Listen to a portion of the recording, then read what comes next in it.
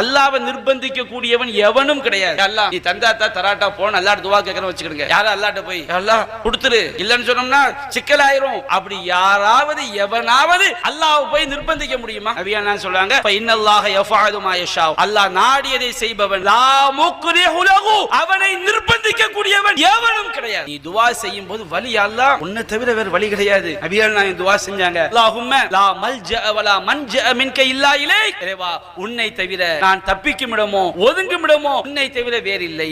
அஸ்லம்து நஃப்ஸி இலைக். என்னுடைய நஃப்ஸை உன்னிடம் ஒப்படைத்து விட்டேன். வஜ்ஜஹது வஜ்ஹி இலைக். என்னுடைய முகத்தை உன்னிடம் ஒப்படைத்து விட்டேன். வஃபவல்து அம்ரி இலைக். என்னுடைய எல்லா காரியங்களும் உன்னிடம் ஒப்படைத்து விட்டேன். வஅல்ஜஹது லஹ்ரி இலைக். என்னுடைய முதுகை உன்னிடம் நான் ஒப்படைத்து விட்டேன். அல்லாஹ் உன்னை தவிர எதுவுமே கிடையாது. நீதான் பாதுகாவலன். உன்னை தவிர சரணடையக்கூடிய இடம் எதுவும் இல்லை. துஆ என்பது அப்படி கேட்க வேண்டிய வணக்கம். அல்லாஹ் சொல்றான் உதுஉ ரப்பக்கும் தலர்ருஅ வ குஃபியா. உங்கள் இறைவனை பணிவாக பிரார்த்தியுங்கள், ரகசியமாக பிரார்த்தியுங்கள்.